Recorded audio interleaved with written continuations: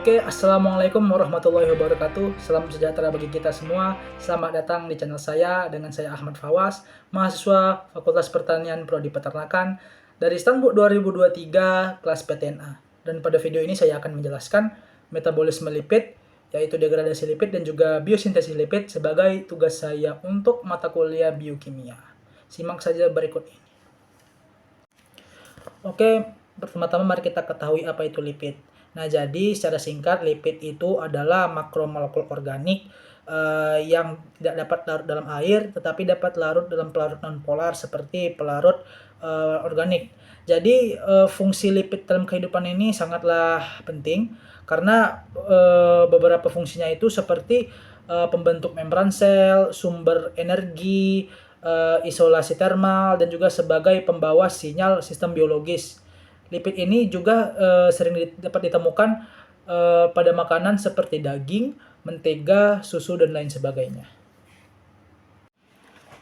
Baik, pada tahap pertama yaitu degradasi lipid yang dimulai dari lipid yang telah dicerna menjadi asam lemak dan gliserol yang gliserida yang akan diabsorpsi lewat usus halus melalui fili dan mikrofili.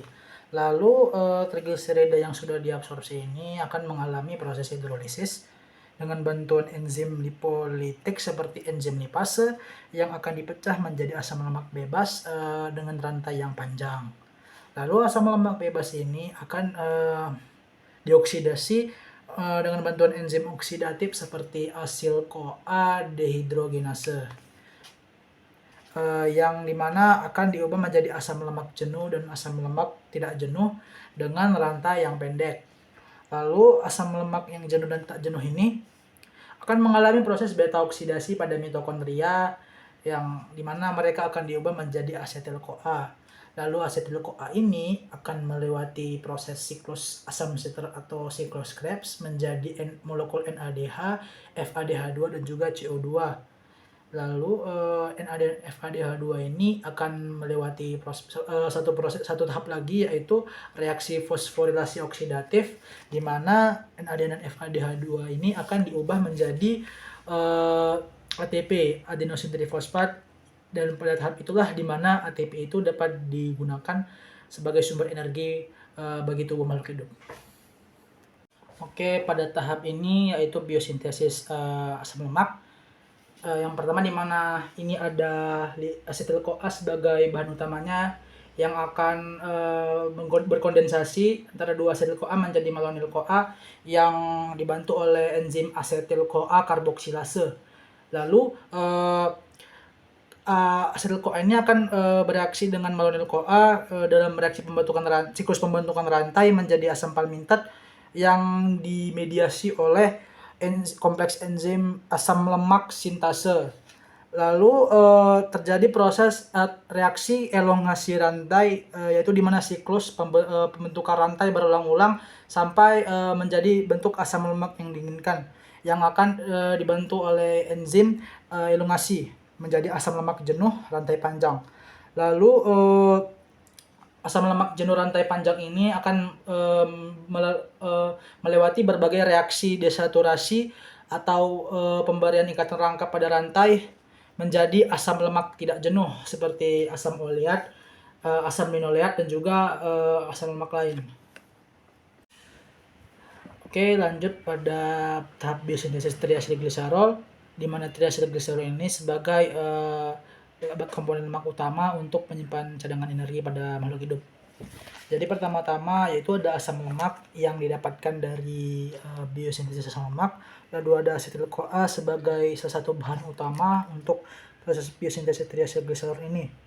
Yang pertama-tama ada gliserol trifosfat yang didapatkan melalui proses di mana gliserol akan mengalami fosforilasi yang dibantu oleh enzim gliserol kinase yang akan berubah menjadi gliserol monofosfat, di mana gliserol itu akan ditambah oleh gugus fosfat.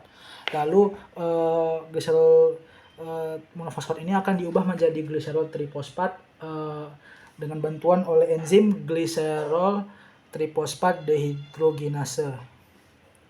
Lalu gliserol trifosfat ini akan berubah menjadi asam fosfatidin, di mana asam fosfatidin ini adalah gabungan dari gliserol trifosfat dengan 2 molekul asam lemak.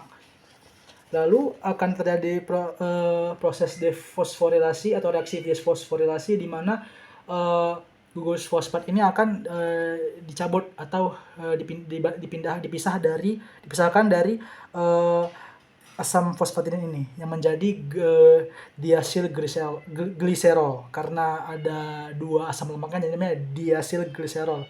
Lalu pada proses asilasi terakhir dibantu oleh asil CoA, diasil gliserol ini akan menjadi triasil gliserol, di mana dia itu telah berikatan dengan 3 molekul asam lemak lain. Untuk proses biosintesis yang ketiga yaitu biosintesis fosfolipid, di mana proses ini hampir sama seperti biosintesis triasil gliserol, tetapi diasil gliserol ini tidak berubah menjadi triasil gliserol, melainkan melewati sejumlah beberapa reaksi lain menjadi fosfolipid. Ya, jadi lebih jelasnya itu awalnya itu asetil CoA seperti pada proses biosintesis triasil gliserol, di mana akan berubah menjadi gliserol trifosfat, yaitu di mana gliserol dari suatu asam lemak itu akan melewati proses fosforilasi, di mana akan berikatan dengan gugus fosfat atau PO4 menjadi gliserol monofosfat yang dibantu oleh enzim gliserol kinase. Lalu gliserol monofosfat ini akan melewati reaksi lagi menjadi gliserol trifosfat yang dibantu oleh enzim gliserol trifosfat dehidrogenase. Lalu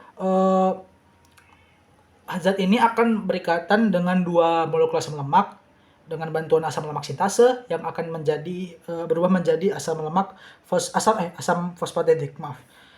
Asam fosfatidik ini sama seperti pada proses triasil gliserol, akan mengalami reaksi defosforilasi, di mana akan berpisah dengan gugus fosfat menjadi diasil gliserol. Lalu diasil gliserol ini akan bereaksi dengan komponen lain bernama citidina trifosfat atau CTP menjadi CDP diasil gliserol yang dibantu oleh enzim CDP diasil gliserol sintase. Nah, proses ini dibantu oleh ion kation Mg2+ atau magnesium sebagai kofaktor. Lalu CDP diasil gliserol ini akan melewati berbagai reaksi spesifik lain yang dibantu oleh beberapa enzim fosfotransferase. Perlu diketahui CDP diasil gliserol ini adalah prekursor utama dalam pembentukan fosfolipid. Lalu setelah melewati berbagai proses reaksi dengan enzim fosfotransferase, maka akan dihasilkan fosfolipid. Jadi fosfolipid ini sering kali dilakukan di mitokondria dan juga retikulum endoplasma. Tetapi secara umum kita ketahui salah satu fosfolipid itu berada pada membran sel yang kita ketahui dengan sebutan phospholipid layer. Oke, pada sesi ini biosintesis kolesterol dan steroid. Ya, pertama-tama yaitu dimulai dari asetil CoA yang akan berkondensasi antara 2 asetil CoA menjadi Mg-CoA atau trihidroksimetilglutaryl CoA. Trimhidroksi-trimetil-glutaryl-CoA yang dibantu oleh enzim HMG-CoA sintase. Lalu HMG-CoA ini akan diubah menjadi mevalonat oleh enzim HMG-CoA reduptase. Lalu setelah menjadi mevalonat ini akan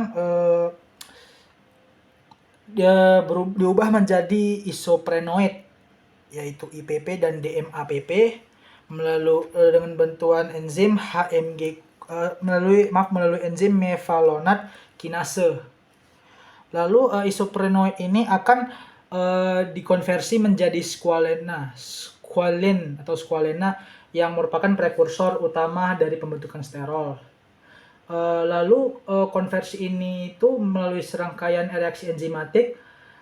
Setelah skualen terbentuk, maka skualen ini akan dikonversi menjadi lanosterol melalui serangkaian reaksi dikatalisis oleh beberapa enzim. Salah satu enzimnya ini adalah skualen monooksigenase.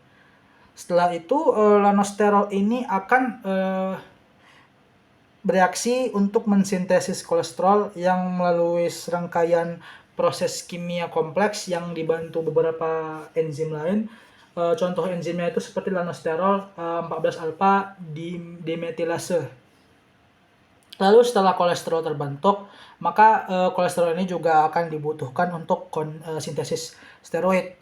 Sintesis steroid itu dapat menjadi berbagai produk seperti hormon, yaitu seperti hormon estrogen, testosteron, dan juga garam empedu, yang dimana dapat dihasilkan oleh proses hidroksilasi, oksidasi, dan juga isomerisasi yang dibantu oleh berbagai enzim lainnya. Oke, itulah dia penjelasan singkat saya mengenai metabolisme lipid ini. Saya juga sadar masih banyak kesalahan dan juga kekurangan dalam penyampaian ataupun pada informasi terkait dari proses biologis ini. Tapi yang saya harapkan semoga video ini dapat menjadi wawasan dan juga ilmu tambahan bagi siapapun yang menjadi penonton setia saya ini. Oke, terima kasih sudah menyaksikan sampai pada tahap akhir.